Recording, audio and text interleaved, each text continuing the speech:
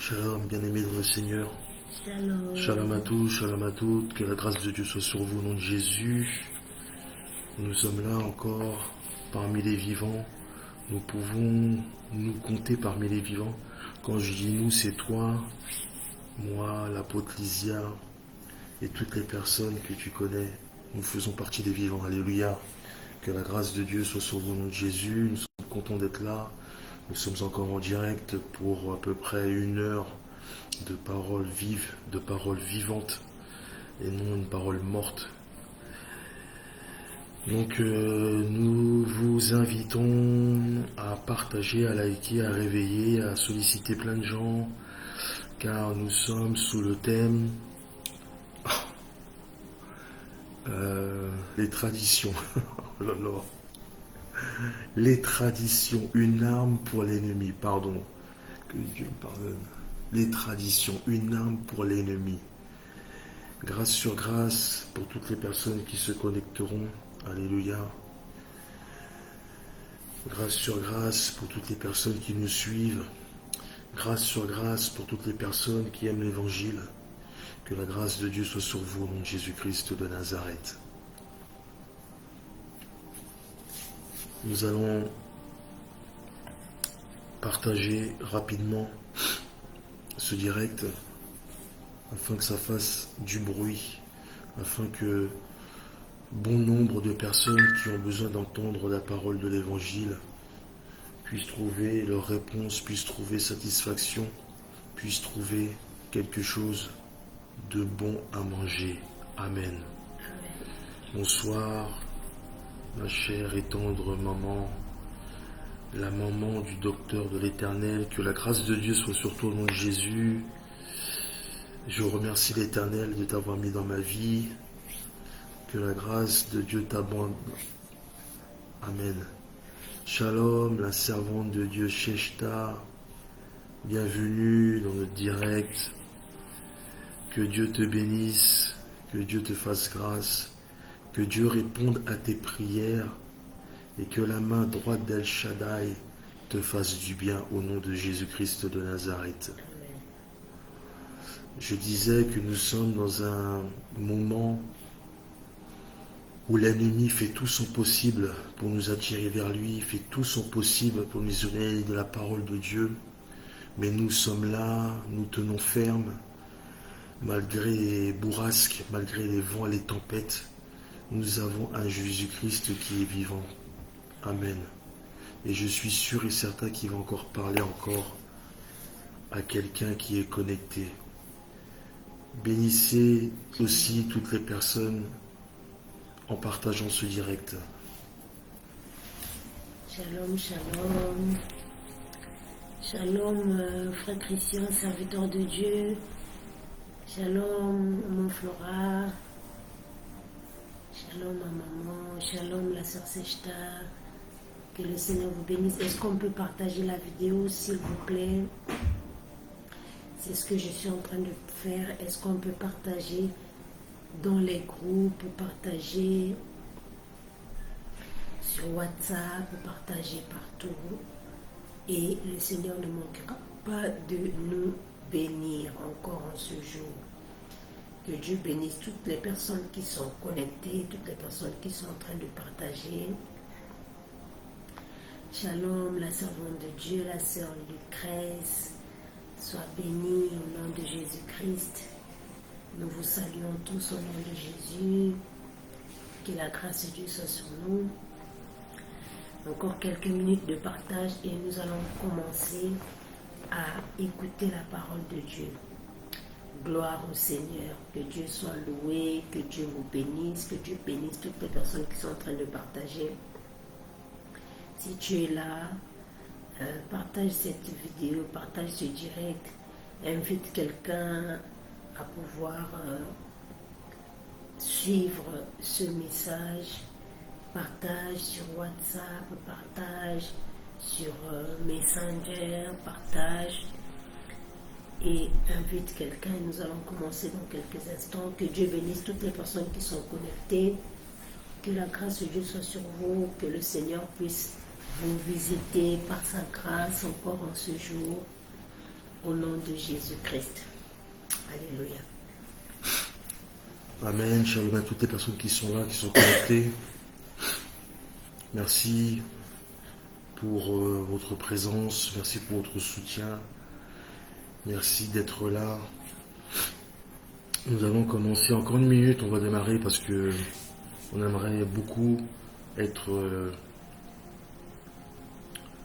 à l'heure. Car nous avons un Dieu d'ordre et pas un Dieu de désordre. Donc nous allons faire notre maximum pour terminer à l'heure. On tient à vous annoncer tout de suite que pour ceux qui sont dans les églises, en tout cas l'église Shekinah, Centre de la Parole à Sarcelles, nous sommes en jeûne à partir de minuit. À partir de minuit. Donc, et ce jusqu'au 29. Ça fait 3 semaines, ça 21 jours. 21 jours. Oui, c'est ça. Pendant 21 jours. Amen. Donc, ne manquez pas. Nous sommes connectés et nous voulons avoir notre part aussi avant la fin de cette année. Alléluia. Amen. Que la grâce de Dieu soit sur vous au nom de Jésus. Donc, j'espère que vous avez vos Bibles parce que nous allons lire et nous allons prendre des passages qui sont relativement très importants pour notre compréhension spirituelle. Amen. Amen. Amen. Ok. Encore une petite minute et on décolle. Oui. On va prier. Seigneur notre Dieu, nous te bénissons, nous te disons merci pour ces moments, merci pour ta grâce, merci pour ton amour, Père éternel, merci pour ta présence au milieu de nous, toi le Dieu qui a dit, là où 2 ou 3 sont réunis en ton nom, tu es là au milieu d'eux. Seigneur, merci d'être avec nous. Merci Seigneur d'utiliser ces moments afin de toucher une vie, de transformer, de faire tomber les écailles. Au nom de Jésus-Christ, notre Seigneur et Sauveur. Amen. Amen. Amen, bien-aimés dans le Seigneur. Nous sommes très contents d'être là. Nous sommes très contents que vous soyez connectés. Sans plus attendre, nous allons commencer notre thème de ce soir qui est les traditions, une arme pour l'ennemi. Amen. Nous sommes dans Marc, chapitre 7, versets 1 à 13. Donc, c'est un verset, c'est un moment en tout cas où nous sommes vraiment connectés dans la présence de Dieu. Donc je vais lire le chapitre 7, versets 1 à 13. Lorsqu'on regarde les Écritures comme ça au premier abord, on a l'impression que c'est très très long en fait. Mais vous allez voir que c'est des paroles qui se boivent comme de l'eau. Alléluia. Amen. Je lis la parole de l'Éternel. Amen. Les pharisiens et la tradition. Les pharisiens et quelques scribes venaient de Jérusalem, s'assemblèrent auprès de Jésus. Ils virent quelques-uns de ses disciples prendre leur repas avec des mains impures, c'est-à-dire non lavées. Or, les pharisiens et tous les juifs ne mangent pas sans s'être lavés soigneusement les mains, conformément à la tradition des anciens. Et, quand ils reviennent à la place publique, ils ne mangent qu'après s'être purifiés. Ils ont encore beaucoup d'autres observances traditionnelles, comme le lavage des coupes, des cruches et des vases d'airain. Et les pharisiens et les scribes lui demandèrent, « Pourquoi tes disciples ne suivent-ils pas la tradition des anciens, mais prennent-ils leur repas avec des mains impures ?» Jésus leur répondit, « Hypocrite, Ésaïe a bien prophétisé sur vous, ainsi qu'il est écrit. Ce peuple m'honore des lèvres, mais son cœur est éloigné de moi. C'est en vain qu'il m'honore, en donnant des préceptes qui sont des commandements d'hommes. Vous abandonnez le commandement de Dieu et vous observez la tradition des hommes. » Il leur dit encore, « Vous anéantissez fort bien le commandement de Dieu pour garder votre tradition. Car Moïse a dit, « Honore ton père et ta mère, et celui qui maudira son père ou sa mère sera puni de mort. Mais vous, vous dites, si un homme dit à son père ou à sa mère, ce dont j'aurais pu t'assister est corban, c'est-à-dire une offrande à Dieu, vous ne le laissez plus rien faire pour son père ou pour sa mère, annulant ainsi la parole de Dieu par votre tradition. que vous avez établi et vous faites beaucoup d'autres choses semblables. Amen. Amen. Donc nous venons de lire le passage de notre thème de ce soir, je répète, les traditions, une arme pour l'ennemi. Est-ce que vous m'entendez bien? Est-ce que vous nous entendez bien? Un simple oui à un amen. Est-ce que vous nous entendez bien avant de commencer?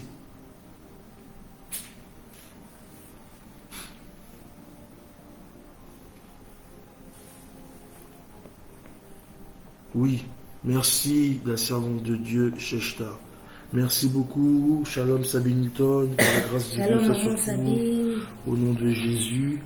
Alors, lorsqu'on regarde le passage qu'on vient de lire, en espérant qu'on a tous le même passage, on parle de quelque chose d'important dans la Bible. Ce sont les traditions. Et il y a des mots qui ont été relevés. Par exemple, au verset 3, on parle de « sans s'être lavé soigneusement », conformément à la tradition des anciens. Ils ont encore beaucoup d'autres observances, etc., etc. Donc en fait, le passage que nous avons lu, il nous montre quand même avec des mots toute l'importance que les scribes, les pharisiens ont pour la tradition, leur tradition. Alléluia. Alors avant de commencer mon message, j'aimerais lire quelques définitions avec vous pour que vous puissiez vraiment comprendre des définitions donc, qui viennent, amen, du dictionnaire. Alléluia. Amen. Il est dit qu'une tradition, c'est l'ensemble de légendes, de faits, de doctrines, d'opinions, de coutumes, d'usages, etc., transmis oralement sur un long espace de temps. Et il y a une deuxième définition qui dit c'est une manière d'agir ou de penser transmise depuis des générations à l'intérieur d'un groupe. Amen. Amen. Il y a un synonyme à la tradition. On parle de coutume, on parle d'habitude, de rite, de pratique, etc., etc., etc. J'aimerais aussi rajouter dans la définition, parce que l'attitude des pharisiens m'ont beaucoup inspiré, c'est le mot purisme. Amen. Purisme. Le purisme, encore dans le dictionnaire, il est dit que c'est l'attitude selon laquelle l'utilisation de la langue doit se conformer à une norme idéale visant à privilégier un usage dit pur, qui interdit toute évolution et notamment tout emprunt. Amen.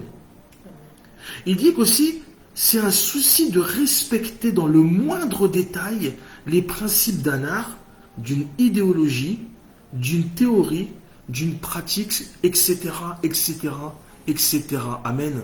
Donc en fait, qu'est-ce que c'est que la tradition? La tradition, c'est un mot en latin qui veut dire traditio. C'est l'acte de transmettre.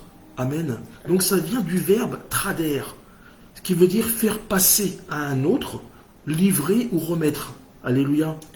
Dans le Nouveau Testament, le mot traduit par tradition est le terme grec paradosis, qui signifie transmission.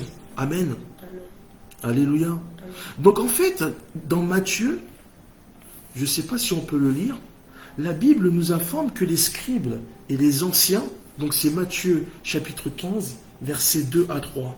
Matthieu chapitre 15, versets 2 à 3, pendant que l'apôtre Élisée cherche. Donc, en fait, la Bible nous informe que les scribes et les anciens, donc, ils mettent en avant ce qu'ils appellent la tradition des anciens. Est-ce qu'on peut lire la parole de Dieu? Amen. Amen. Pourquoi tes disciples transgressent-ils la tradition des anciens, car ils ne se lavent pas les mains quand ils prennent leur repas? Amen. Amen. Amen. Il leur répondit, et vous, pourquoi transgressez-vous le commandement de Dieu au profit de votre tradition? Amen. Vous voyez, là, les scribes, ils parlent de la tradition des anciens. La tradition, retenez bien ça, la tradition des anciens. La tradition ici est ce que les hommes ont ajouté à la parole. Un exemple d'exigence imposée au peuple, au détriment de la volonté de Dieu. Amen. Amen.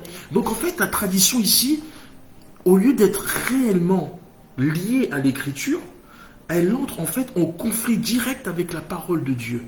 Comment? Lorsqu'on y ajoute nos propres textes, lorsqu'on y ajoute nos propres lois, lorsqu'on y ajoute nos propres références. En d'autres termes, c'est lorsqu'on y ajoute nos propres pensées. Amen. Pourquoi? Parce que en fait, l'ennemi, il fera tout son possible. Il cherche par tous les moyens à annuler les Écritures célestes, les Écritures de Dieu. Or, je viens dire à quelqu'un que ce que notre Père Céleste n'a pas planté sera déraciné au nom de Jésus-Christ de Nazareth. Amen. Amen. La tradition est devenue au fil du temps un système élaboré par l'homme et pour l'homme. Alléluia. En fait, elle renferme des doctrines. Elle renferme en fait des doctrines, voire même des mœurs qui sont un peu tendancieuses. Nous allons voir ça tout de suite. Qui se propage chez les chrétiens. Alléluia. D'ailleurs, au cours des siècles, vous verrez que l'homme, il a édité plusieurs versions de la Bible. Alléluia. L'homme a édité plusieurs versions de la Bible. Et si vous remarquez bien, il se sert évidemment donc de la parole de Dieu, mais il y ajoute dans certaines versions leurs propres pensées. Ou alors, il retire même certains mots ou certaines choses et qui changent toute la connotation, tout le verset, qui change tout le sens, amen, du texte d'origine. D'ailleurs, il y a même des exemples, j'en ai trouvé, lorsque vous prenez par exemple Louis II 21, vous prenez Job 40, verset 15, dans Louis II 21, et vous prenez Job 40, verset 10, dans Louis II 1910, et vous allez voir que le verset n'est pas le même. Amen. Amen. Est-ce qu'on peut lire Louis II 21, Job, verset 40, verset 15? Vois l'animal par excellence que j'ai créé, tout comme toi. Il mange de l'herbe comme un bœuf. Vois sa force est dans ses reins et sa vigueur dans les muscles de son ventre. Amen. Est-ce qu'on peut lire la même version, cette fois qui se trouve dans Job, verset 40, 10, mais cette fois-ci dans Louis II 1910? Amen.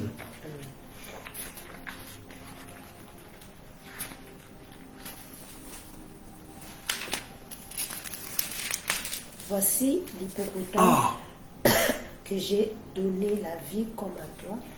Il mange de l'herbe comme le bœuf. Le voici. Sa force est dans ses reins et sa vigueur dans les muscles de son ventre. Voyez-vous? Est-ce qu'on voit la différence? D'un côté, on nous dit, verset 15, voici l'animal, mais on ne sait pas de quel animal il s'agit. Or, l'hippopotame dans la Bible, c'est un animal qui est très important parce que c'est le premier animal qui a été créé par Dieu. Et lorsqu'on parle de l'hippopotame, on fait aussi, c'est un type de Christ. C'est l'image de Christ. Amen. Amen. Alléluia. Amen. Et ça, il y en a plein comme ça, des choses qui ont été enlevées, qui ont été rajoutées, qui ont été modifiées. C'est pareil, dans la version de King James, pour ceux qui ont la version de King James, vous allez aller dans 2 Thessaloniciens, Amen. Et vous allez voir que dans la version de King James, 2 Thessaloniciens, le chapitre 2, le verset 15, le mot instruction a été remplacé par tradition. Amen. Amen. C'est pareil, 1 Corinthiens, chapitre 11, verset 2, les mots instruction a été remplacé par traduction. Et pourtant, c'est l'apôtre Paul qui parlait. On ne parle pas de n'importe qui. C'est quand même une référence au niveau des apôtres et au niveau de l'évangile. Mais, au fur et à mesure, certaines versions ont pris le libre arbitre, certaines versions ont été modifiées. Pourquoi ? Et pourtant, la Bible est claire là-dessus. Il est dit que ce qui a été ajouté, ce qui a été écrit par l'Éternel, ne doit pas être ajouté ni retiré. On peut lire ça dans Deutéronome, chapitre 4, verset 2. Deutéronome, chapitre 4, verset 2. Alléluia. Amen. Vous n'en rajouterez rien à ce que je vous ai prescrit, et vous n'en retrancherez rien. Amen. Vous observerez les commandements de l'Éternel votre Dieu, tels que je vous l'ai prescrit. Amen. Donc vous voyez le danger de ces pratiques, c'est de déstructurer au fur et à mesure les écrits. C'est de déformer la parole de Dieu siècle après siècle. C'est jusqu'à la défigurer pour ne plus la reconnaître, voire la connaître du tout. D'ailleurs, dans Colossiens 2, dans Colossiens 2, verset 8, l'apôtre Paul nous met en garde justement contre ces fausses doctrines. Amen. Des fausses doctrines qui s'appuient sur les traditions de l'homme et non de la parole de Dieu. Alléluia. Mais aussi, l'apôtre Paul nous invite à nous protéger contre les enseignements qui s'écartent de la parole de Dieu. C'est aussi comme cela, en fait, que des apocryphes ont été introduits au milieu des vrais écrits apostoliques. Amen. Alléluia. Enfin bref, Dieu nous dit de mettre en pratique ses lois. Ça, on peut lire ça dans Deutéronome, chapitre 12, verset 32. Deutéronome, chapitre 12, verset 32. Dieu nous dit de mettre en pratique ses lois. Alléluia. Vous observerez et vous mettrez en pratique toutes les choses que je vous ordonne. Vous n'y ajouterez rien et vous n'y retrancherez rien. Alléluia. Amen. Et il nous dit aussi de méditer la parole jour et nuit. C'est dans Josué, chapitre 1, verset 8.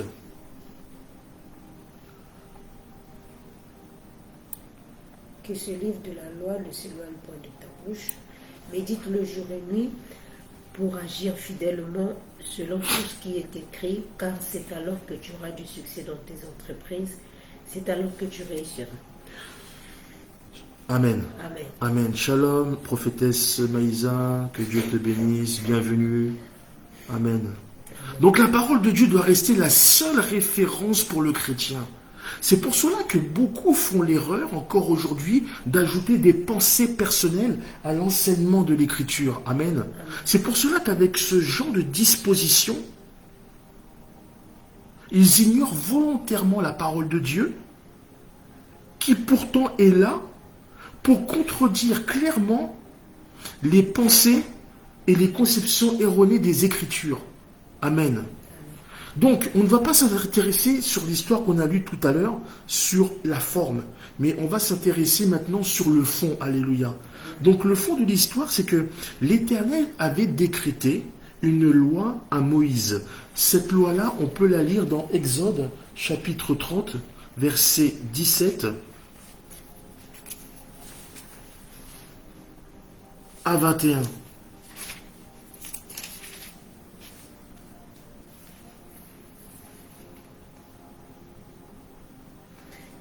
L'Éternel parla à Moïse et dit, Amen. tu feras une cuve d'airain avec sa base d'airain pour les ablutions. Tu la placeras entre la tente d'assignation et l'autel, et tu y mettras de l'eau, avec laquelle Aaron et ses fils se laveront les mains et les pieds. Lorsqu'ils rentreront dans la tente d'assignation, ils se laveront avec cette eau, afin qu'ils ne meurent point. Et aussi lorsqu'ils s'approcheront de l'autel pour faire le service, pour offrir des sacrifices à l'Éternel. Ils se laveront les mains et les pieds afin qu'ils ne meurent point. Ce sera une loi perpétuelle pour Aaron, pour ses fils et pour leurs descendants. Amen. Amen. Donc vous voyez, c'est une loi que l'Éternel, par révélation, a donnée comme directive à Moïse pour que ça soit appliqué donc par les sacrificateurs. Alléluia. Donc qu'est-ce qui s'est passé entre-temps? C'est que pendant que cette loi-là fut donnée à Moïse, peu à peu, cette loi est sortie de son contexte. Amen. Devenant au fil du temps plus un rituel qu'autre chose, jusqu'à en faire une tradition. Alléluia. En fait, cette chose-là, elle était devenue tellement coutumière que même le Talmud, ils l'ont incorporé dans leur tradition. C'est-à-dire que le Talmud, je rappelle, c'est, pour ceux qui ne connaissent pas, Le Talmud, c'est un commentaire, en fait. C'est l'interprétation des rabbins à l'époque. Donc, le Talmud fait encore partie de la vie spirituelle et culturelle juive d'aujourd'hui. Donc, le Talmud va aussi avec la Torah. Ce n'est pas la Bible, attention. Mais le Talmud fait aussi partie donc, de la vie aujourd'hui des Juifs. Amen. Donc, en fait, ils ont incorporé cette tradition qui dit que celui qui fait peu de cas du lavage des mains périra par la terre. Alléluia. Amen. Donc en fait, l'Éternel, en fait, il a donné des ordonnances à Moïse concernant la purification des sacrificateurs qui exerçaient donc leur service dans le tabernacle. Alléluia. Et ces prescriptions ne concernaient que les sacrificateurs. Il n'y avait que les sacrificateurs qui étaient concernés par ça. Mais au fil du temps, les pharisiens, qu'est-ce qu'ils ont fait? Ils ont imposé ces rituels à tout le peuple. Et en réalité, bien aimés dans le Seigneur, le danger, c'est que dans les traditions, quand les traditions, en fait, les traditions, lorsqu'elles se perpétuent, le danger, c'est qu'elles vont se perpétuer, mais sans en comprendre le réel sens. Alléluia. Sans en comprendre l'origine. Et c'est ça le vrai danger des traditions. C'est comme la Toussaint en France. En France, ils ont une fête, peut-être pas dans d'autres pays, comme en Afrique. La Toussaint, c'est une fête en France où l'on célèbre les morts. En Afrique aussi? Ah. La Toussaint, on célèbre... Ça s'appelle Toussaint aussi? Oui. D'accord. À Toussaint, on célèbre les morts. C'est-à-dire qu'on les célèbre comment?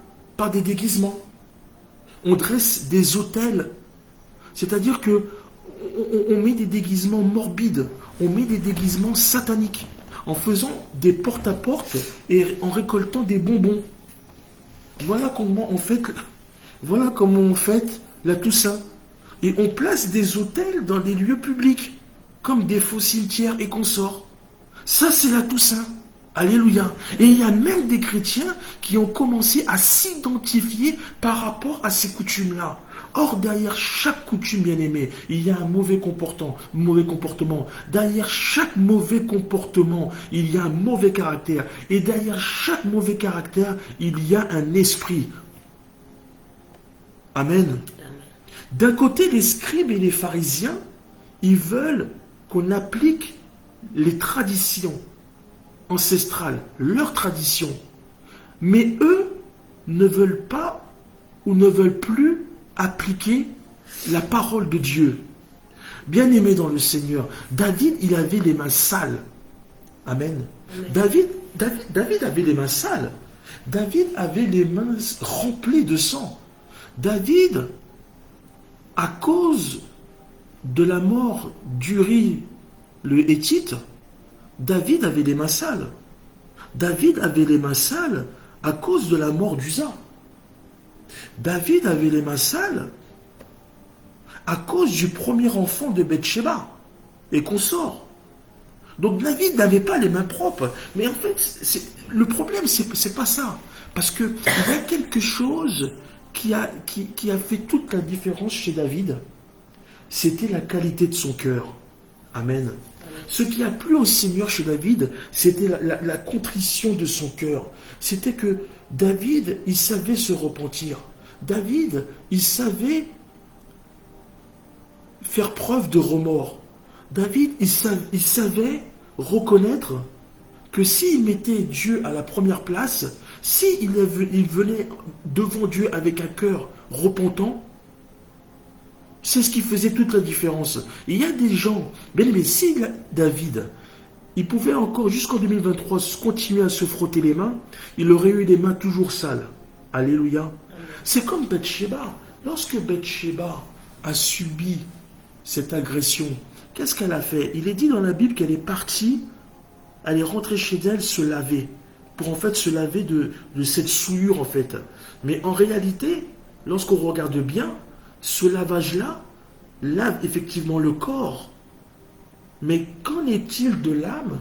Et qu'en est-il du cœur? Alléluia. Amen. Parce que en fait, le corps est peut-être propre, mais ton âme est souillée, ton âme est sale. et l'opprobre est là, alléluia. Parce que, en fait, le plus important, c'est pas le contenant. Le plus important, c'est le contenu, alléluia. En d'autres termes, ce qui domine chez nous, c'est pas l'aspect extérieur, bien-aimé. Ce qui domine chez nous, chrétiens, c'est l'aspect intérieur, au nom de Jésus-Christ de Nazareth. Amen. Pilate même, il savait que Jésus était innocent. Il le savait. C'est-à-dire que lui, il le savait. Sa femme le savait. Tout le monde savait que Jésus était innocent. Mais la foule n'en avait rien à faire. La foule voulait que ce soit Jésus qui soit puni. La foule voulait que ce soit Jésus qui meure, en fait. Et ce qui s'est passé, c'est que lorsque, par tradition, on a demandé à ce qu'un prisonnier soit relâché, la foule a préféré relâcher Barabbas. Et ils ont préféré mettre à mort Jésus-Christ de Nazareth. Mais c'est pas tant ça le plus important. Le plus important, bien sûr que c'est important, mais ce qui s'est passé derrière par rapport à notre thème, c'est le comportement de Ponce Pilate. Ponce Pilate, qu'est-ce qu'il a fait? Ponce Pilate, il est dit qu'il s'est lavé les mains devant la foule. En fait, il s'est lavé les mains pour dire que, en fait, il s'est désolidarisé du scandale de la croix. Il a dit, ça, c'est plus mon problème, c'est plus mon affaire. Parce que lui-même, en fin de compte, à l'intérieur de son cœur, il n'était pas mauvais. Il savait quand même que c'était par jalousie qu'on avait attrapé Jésus et qu'on avait voulu le mettre à mort. Vous voyez? Donc en réalité, je viens dire à quelqu'un que seule la confession, alléluia, purifie le cœur et nous rapproche de Dieu. Seule la confession purifie le cœur et nous rapproche de Dieu. Au nom de Jésus-Christ de Nazareth. Amen. Je vais commencer mon message à présent. Écoutez, en cette période de fête, nous sommes le 8 décembre 2023. Nous sommes en pleine fête, période de Noël. Alléluia. Donc on voit que les traditions, elles apparaissent fortement. On est mitraillé à la télé, nous sommes mitraillés à la radio, nous sommes mitraillés dans nos téléphones, nous sommes mitraillés sur Internet. En tout cas, l'ennemi fait tout son possible pour que nous ne puissions pas rater ces fameuses fêtes de Noël. Alléluia. Donc, on voit qu'il y a une forte puissance qui se dégage, de telle qu'il est difficile de ne pas y prêter attention. Amen. La tradition, bien-aimé, est un système. Amen. La tradition est un système. Et quand ce système est plus important, quand ce système est plus élevé que la parole de Dieu, alors il devient notre ennemi. Pourquoi? Parce qu'il vient corrompre la parole de Dieu. Il vient combattre la parole de Dieu. Il vient annuler la parole de Dieu. L'ennemi se sert de la tradition comme une arme contre nous. Quand on est à l'intérieur de ce système, on ne voit pas forcément le mal. Parce qu'en fait, nous sommes dedans. En fait, les gens sont dans ce système-là. Et quand ils sont dans ce système-là, ils ne se rendent pas compte. Pourquoi? Parce qu'en fait, certaines traditions, elles paraissent comme ça inoffensives. D'ailleurs, il y a des traditions qui sont inoffensives. Il y a même des traditions qui sont même amusantes. Par contre, il y a des traditions qui n'ont rien d'amusant. Attention, bien-aimés. Il y a des traditions qui n'ont rien d'amusant. Mais, dans ce même système, il y a des traditions qui sont devenues des modes de vie. Alléluia. Amen. Il y a des traditions qui s'appuient sur des valeurs, bien-aimés dans le Seigneur. Écoutez, prenons le cas du naturisme. Le naturisme, j'avais parlé de ça dimanche dernier à l'église Shekinah, mais là nous sommes entre nous et nous allons vraiment rentrer en profondeur. Amen. Amen. Lorsqu'on prend le cas du naturisme, bien-aimés dans le Seigneur, le naturisme en fait c'est quelque chose, pour certaines personnes ils appellent ça l'art du naturisme. Ils appellent ça un art. En fait c'est quelque chose, une tradition qui se transmettait de génération en génération. Alors, le naturisme, qu'est-ce que c'est? En fait, c'est une tradition familiale où le père, ou la mère, ou les enfants sont tout nus. Ils sont nus. Amen. Ils sont nus.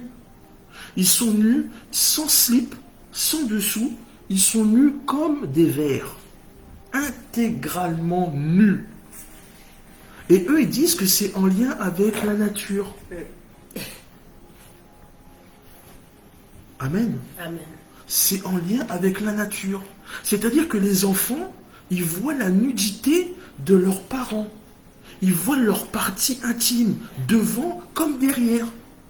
Et cela ne constitue aucun problème, il n'y a pas de souci. Pourquoi? Parce que c'est un mode de vie. Parce que c'est une tradition familiale. Aïe, aïe, aïe, aïe, aïe. C'est une tradition familiale. D'ailleurs, dans certaines traditions, amen, il y a des traditions qui vont même au-delà de la famille. C'est-à-dire qu'il y a des traditions qui se partagent même dans des groupes. Alléluia. Amen. Il y a des traditions qui se partagent entre amis. Amen. Amen. Il y a des traditions qui se partagent même dans des communautés. Pourquoi? Parce qu'ils véhiculent les mêmes pensées. En d'autres termes, ils annulent la loi de Moïse. Amen. Amen. Et pourtant, la Bible dit que nous ne devons pas voir ni notre père nu, ni notre maman nue, ni notre soeur nue. Est-ce qu'on peut lire ça, l'apôtre Lésia? C'est dans Lévitique. C'est dans Lévitique 18, chapitre 6 à 9. Nul de vous ne s'approchera de sa parente pour découvrir sa nudité. Je suis l'Éternel. Tu ne découvriras point la nudité de ton père, ni la nudité de ta mère. C'est ta mère. Tu ne découvriras point sa nudité. Tu ne découvriras point la nudité de la femme de ton père. C'est la nudité de ton père. Tu ne découvriras point la nudité de ta sœur, fille de ton père ou fille de ta mère, née dans la maison ou née hors de la maison. Tu ne découvriras point la nudité de la fille de ton fils ou de la fille de ta fille, car c'est ta nudité. Amen. Amen. Tu ne découvriras point la nudité de la fille. Est-ce qu'il y a verset 9? Oui. Alléluia. Amen. Vous voyez? Et beaucoup de gens ont annulé la parole de Dieu. Non pas parce que la parole n'est pas puissante, mais l'homme a fait le choix, il a pris sa décision à la place de la parole de Dieu. Amen. Mais quand la tradition est élevée, cela devient une arme que le diable utilise. Pour faire quoi? Pour combattre ta vie, bien-aimé. Pour combattre les plans de Dieu dans ta vie. Pour combattre la parole de Dieu dans ta vie. Pour combattre ta destinée prophétique. Car nous sommes des ministres de Dieu. Mais vous aussi, vous êtes des sacrificateurs de l'Éternel. Vous aussi, vous avez le pouvoir de dire non. Mais nous, qui sommes en Christ, c'est avec la parole de Dieu qu'on communique pour essayer de les sauver. Parce que ces gens-là, ils sont enfermés dans un système. Parce qu'en attendant, toutes ces personnes font quand même partie du système, ce qui font d'eux indirectement nos ennemis. Amen. Parce que pour la plupart, c'est vrai que le mot il est fort lorsqu'on parle d'ennemis, mais pour la plupart, ils sont tellement dépendants du système. Mais en fait, ils sont tellement... Comment je pourrais dire? Ils sont pas encore prêts à sortir de ce système. Parce que dedans, ils sont tellement inconscients et dépendants du système, et désespérément dépendants, je dirais même, qu'ils vont jusqu'à se battre pour le protéger. Amen. Amen. Qu'est-ce qui se cache derrière cette tradition, bien-aimés dans le Seigneur? Qu'est-ce qui se cache derrière ces traditions? Quel est le lien qui lie ces pratiques ancestrales? Amen. Si jusqu'alors tu pratiques la tradition, bien-aimé dans le Seigneur, même sans t'en rendre compte, et que tu dis en proclamant, bah, ici c'est comme ça, ici c'est la tradition, c'est que tu es en train d'invoquer un esprit. Amen. Toi, tu trouves cela normal, ce que tu lis, ce que tu déclares, cette nature, ce caractère qui est lié à ta famille. Tout ça, c'est héréditaire, bien-aimé dans le Seigneur. Or, derrière chaque coutume familiale, derrière chaque coutume ancestrale, derrière toutes ces coutumes sont des coutumes qui sont liées à ta nation, amen. Des coutumes qui sont liées à ta ville, des coutumes qui sont liées à ton visa, à ton village, des coutumes qui sont liées à ta localité et cachées à mauvais esprit. Alléluia. Combien sont-ils à venir dans l'église d'apparence propre, mais derrière, ils pratiquent la zoophilie. Derrière, ils pratiquent la sorcellerie. Alléluia. Des sacrifices animaux, des sacrifices humains. Amen. Qu'est-ce qui se cache derrière cette tradition? Qui se cache derrière certaines traditions? Est-ce la distraction? Est-ce la somnolence? Est-ce un esprit? Certaines personnes auront beau se lever le matin. Certaines personnes auront beau se laver les mains, se frotter les mains. Certaines personnes, pour paraître pures, leur cœur, leur âme resteront toujours souillés, tant qu'ils ne seront pas lavés dans le sang de l'agneau. Amen. Amen. Est-ce que je parle à quelqu'un? Est-ce que je parle à quelqu'un? Est-ce que tu les vois? Ils sont là? Oui. Amen. Amen. Amen. Nos parents nous ont laissé un héritage culturel extraordinaire. Alléluia. Mais nous devrons prendre en considération, nous devrons prendre le temps d'examiner pour voir si ce patrimoine culturel correspond ou pas à la volonté de Dieu. C'est ça qui est le plus important, bien-aimé dans le Seigneur. Il peut y avoir autant de traditions, mais est-ce que la tradition qu'on me propose, c'est quelque chose qui est bon? C'est quelque chose qui est bien? Est-ce que c'est quelque chose qui ne va pas me nuire? Alléluia. La Bible dit dans 1 Thessaloniciens, chapitre 5, verset 21, « Mais examinez toutes choses et retenez ce qui est bon. » Alléluia. Et retenez ce qui est bon. Amen.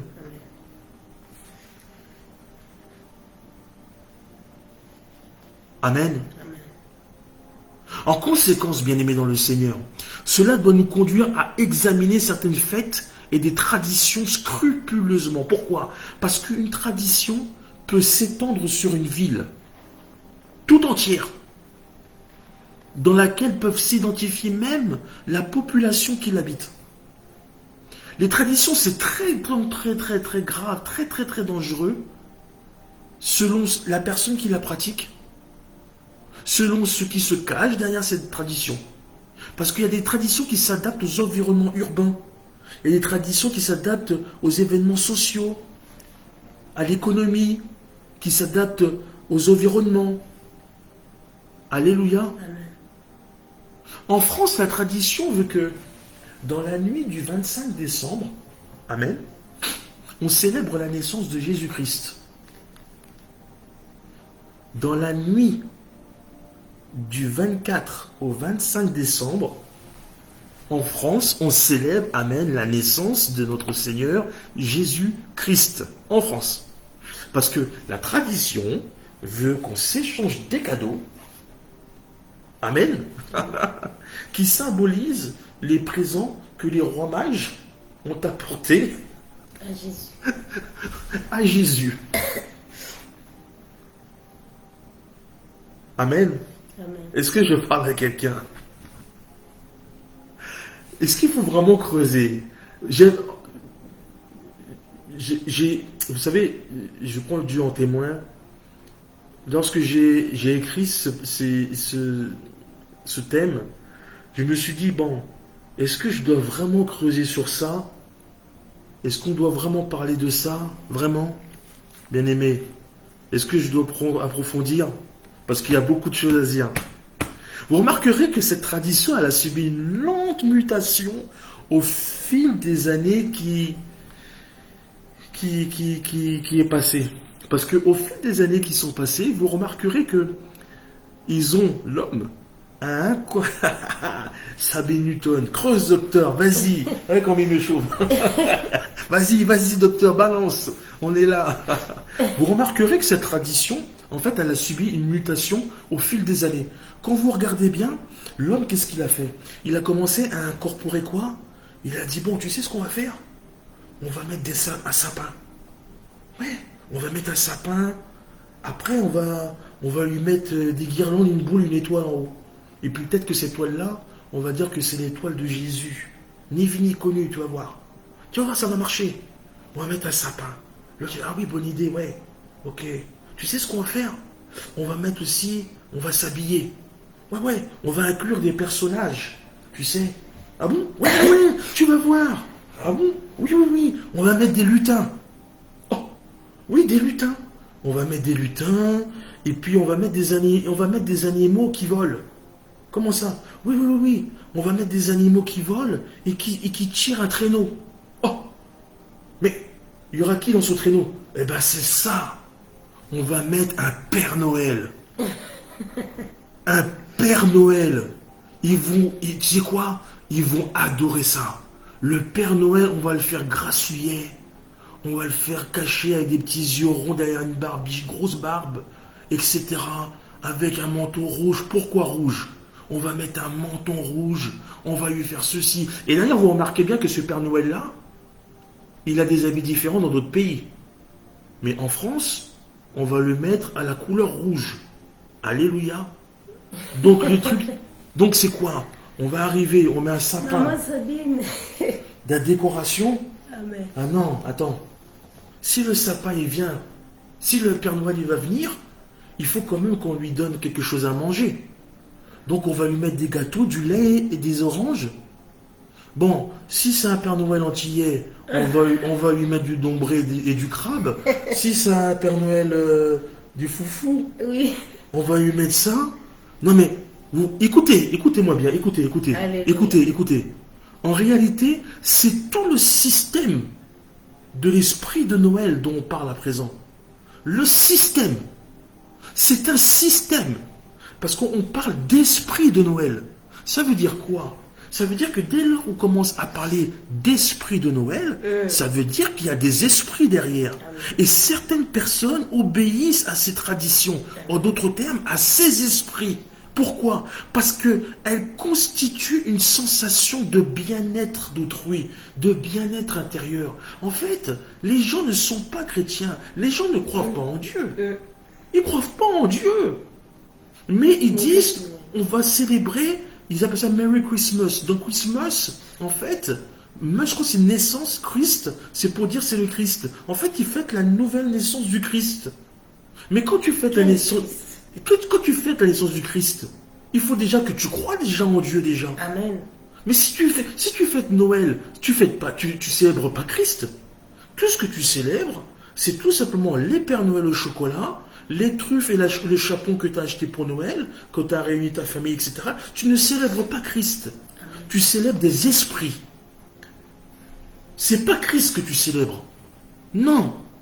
D'ailleurs, certaines traditions sont nuisibles pour le portefeuille. Pourquoi? Parce que ce genre d'événement qui a lieu par la grâce de Dieu une fois par an, ça sollicite d'autres esprits. Parce que lorsque tu sollicites ce genre de tradition, que tu as accaparé cette tradition-là, et en fait tu invoques directement l'esprit de Mammon.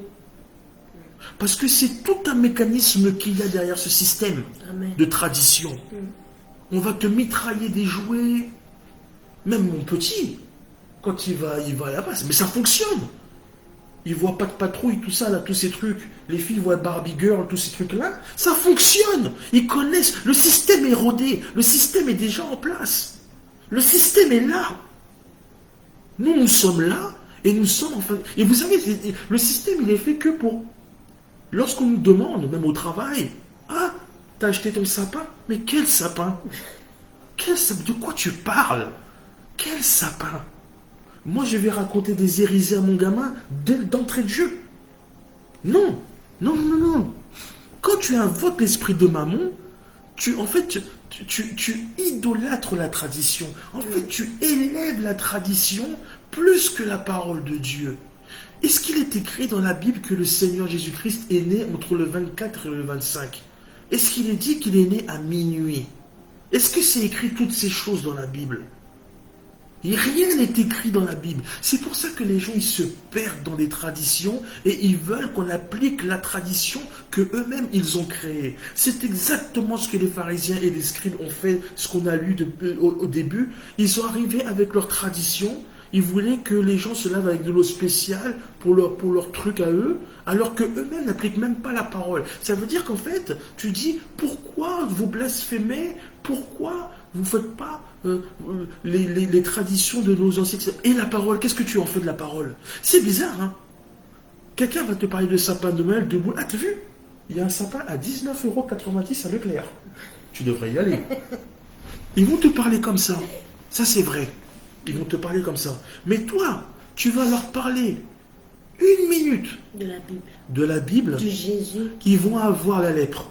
Les boutons vont pousser, ils vont saigner du nez, ils vont pas être bien, ils vont commencer à transpirer, ils vont commencer à se gratter, ils vont avoir de l'urticaire. Pourquoi? Parce que en fait, ils sont tellement ancrés dans leur tradition.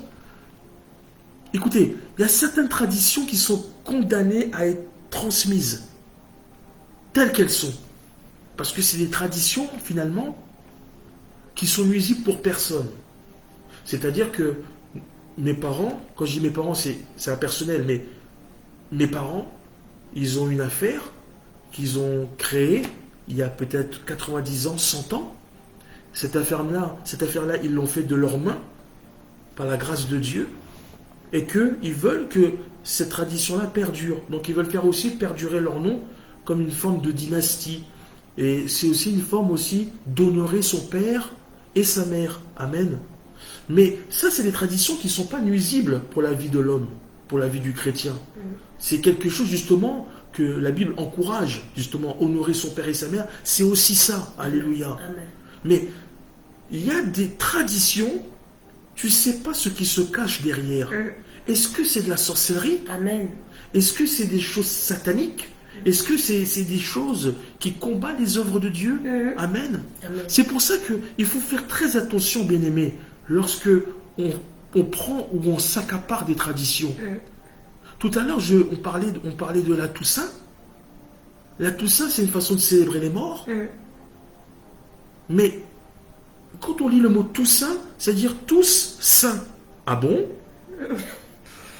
Comme dit l'apôtre Lysien, les gens qui sont morts, qui dit que c'était des saints sur la terre? Qui a dit que c'était des saints sur la terre? Mais lorsque vous discutez avec ces gens-là, pas les gens qui sont morts évidemment, mais lorsque vous discutez avec les gens qui disent « Ah, c'est la Toussaint, ouais, ah bon, oui, j'ai connu... » J'avais quelqu'un dans ma famille qui est décédé, cette personne-là, elle était bien, franchement, cette personne-là, elle ira au ciel. Ah bon? En quel honneur? Parce qu'elle faisait des choses bien sur la terre. Mais est-ce que Dieu te connaît? Est-ce que Dieu connaît? Ah oui, mais c'est l'enfant de Dieu. Attention. Il y a une différence entre enfant et fils. Alors oui, intrinsèquement, nous sommes tous ces enfants de Dieu. Mais est-ce que lui, la personne qui est décédée, a reconnu Dieu en tant que Seigneur et Sauveur? Est-ce que lui a reconnu Jésus-Christ en tant que Dieu ultime, en tant que maître de l'univers? Il y a des gens qui se perdent. Ils pensent qu'en faisant le bien, même si ce n'est pas ce message-là, en pensant, ils disent, oui, il a fait ceci, il a fait du bien à la communauté. Oui, et alors? C'est pas ça le plus important. C'est pas parce que tu as donné à manger à un SDF, c'est pas mauvais. Mais c'est pas là où Dieu t'attend. Alléluia. C'est pas là où Dieu t'attend. Amen. C'est pour ça qu'il y a des gens, en fait, qui sont condamnés à transmettre la tradition telle qu'elles ont été apprises. C'est-à-dire sans modification, et ça doit se transférer de génération en génération, sans changement, afin de garder l'authenticité. Je parle de la Bible, bien aimé. Lorsque vous savez, lorsque nous, je ne vais pas dire la chance parce que je ne crois plus en la chance, maintenant je crois aux Écritures. La chance, c'est pour les païens. Moi, je pense sincèrement que lorsque vous avez un père spirituel qui vous enseigne, mais lui-même, il vous dit d'aller vérifier, alléluia, ce que lui-même, il dit, pour être sûr que ce qui sort de sa bouche, ce ne sont pas des hérésies, ce ne sont pas des choses... Est-ce que vous comprenez? Donc, il faut comprendre le sens des traditions. Parce qu'il y a des traditions qui sont ridicules. Par exemple, je sais qu'il y a... Excusez-moi, c'est pas une insulte, c'est vrai que je dis ridicule, j'aurais peut-être pas dû m'exprimer comme ça. Mais il y a des traditions qui sont étonnantes, on va dire ça comme ça, qui sont très étonnantes. Il y a certains endroits, par exemple, dans certains endroits en France, ils font ce qu'on appelle, ils appellent ça la fête du slip.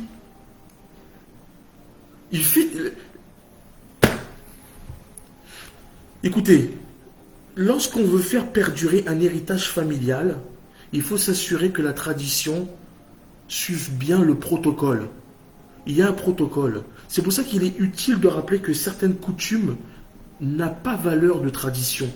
Comme une habitude deviendrait en fait une tradition si on l'imposait de le respecter comme une loi. Alléluia. Amen.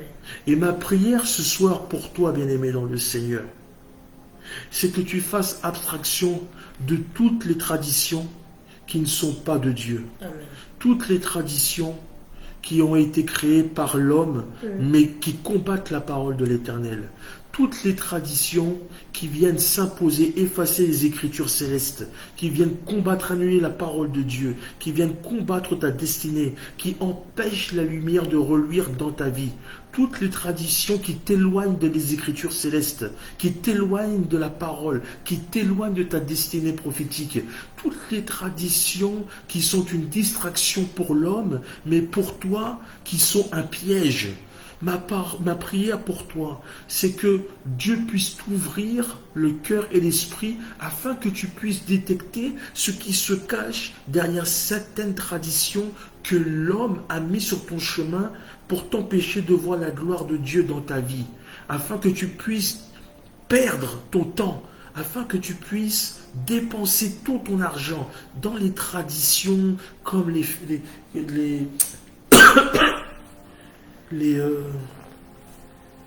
Saint-Valentin, les fêtes des amoureux, tout ça.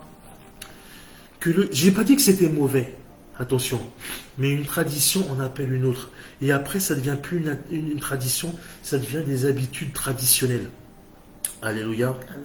Ma prière pour toi, c'est que le Seigneur Jésus-Christ puisse nous faire tomber les écailles des yeux et nous montre les pièges que l'ennemi a tenté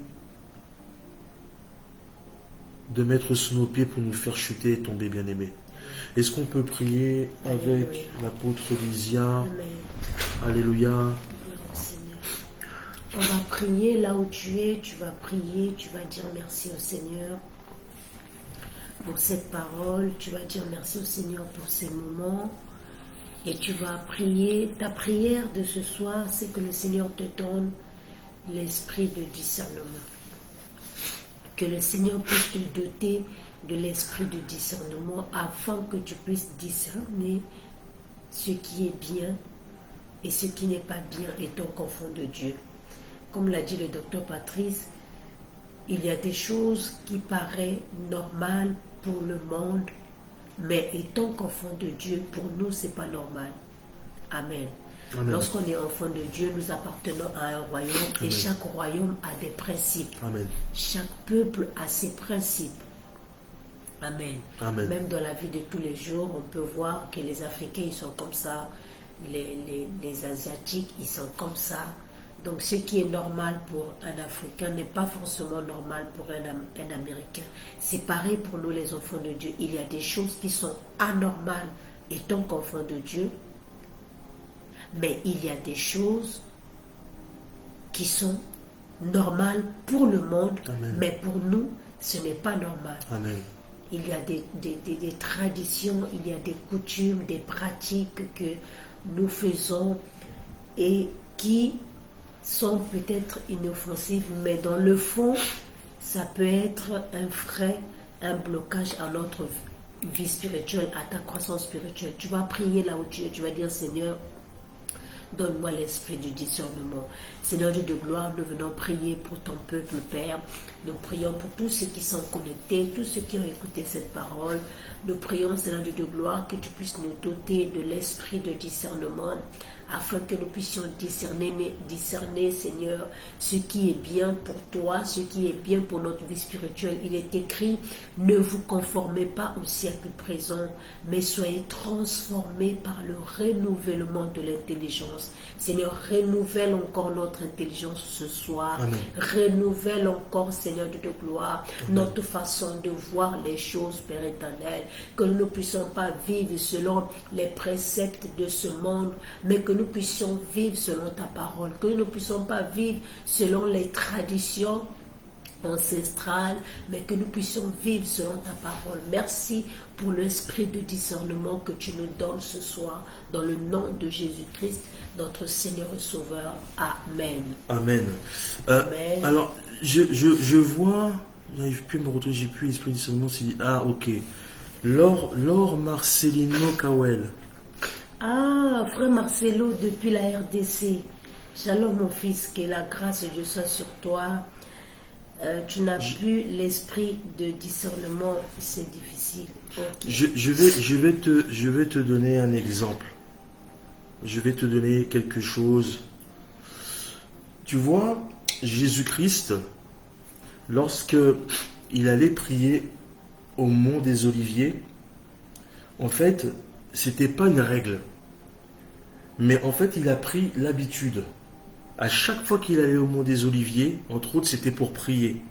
Et en fait, c'est devenu une tradition, une coutume, qui n'est pas mauvaise. Il y a certaines personnes aujourd'hui qui ont un peu suivi cet exemple. Il y en a qui prient à la montagne.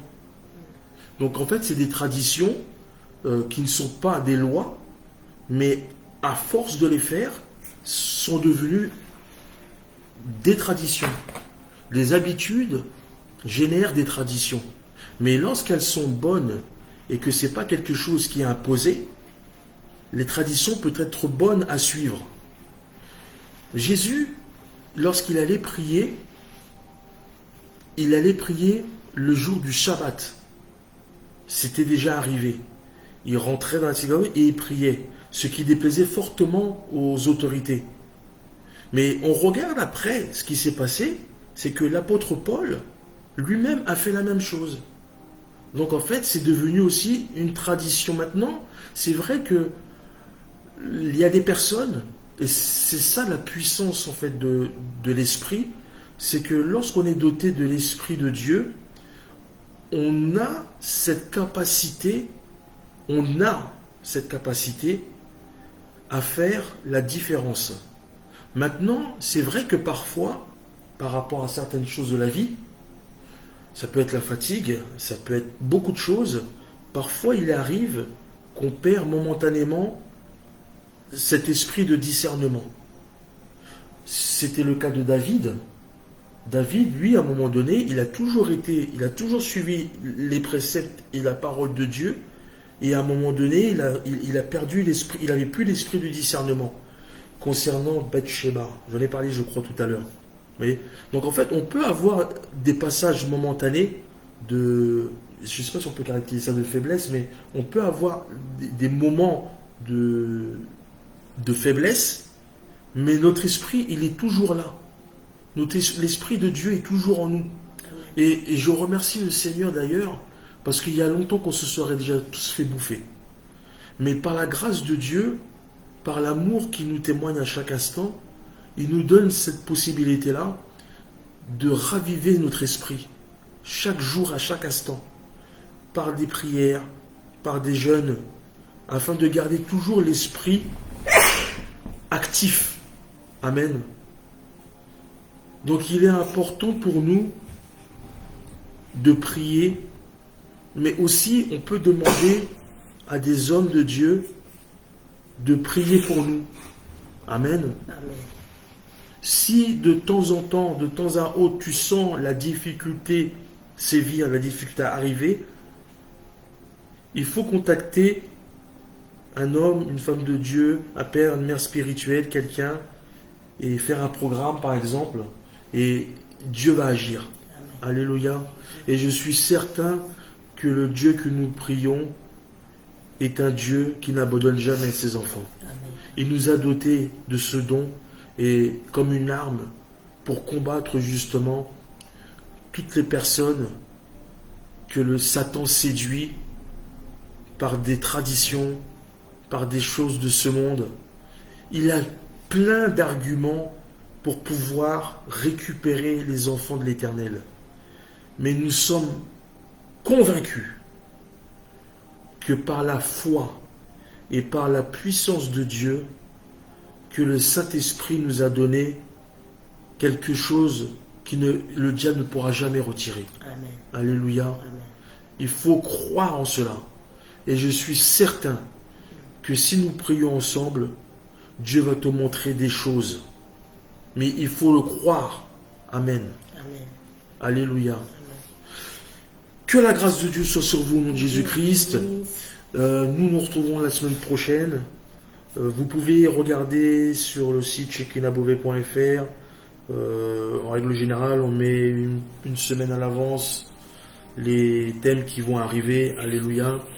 Merci pour votre fidélité. Que la grâce de Dieu soit sur vous. Nous sommes en période de jeûne depuis 10 minutes et cela jusqu'au 29 décembre. C'est une grâce d'avoir ce genre de programme dans une église parce que ça nous montre en combien l'Esprit Saint il œuvre pour chacun d'entre nous. Donc, soyez connectés. Je vous remercie chaleureusement pour votre fidélité. Que la grâce de Dieu soit sur vous. Bon courage à tous ceux qui vont aller travailler. Bonne nuit à tous ceux qui vont dormir. Bonne prière à ceux qui vont prier. Et surtout, n'oubliez pas que Jésus vous aime. Jésus vous aime. Jésus t'aime. Ne l'oublie jamais. Bonne nuit à vous tous. Shalom, bien-aimés dans le Seigneur.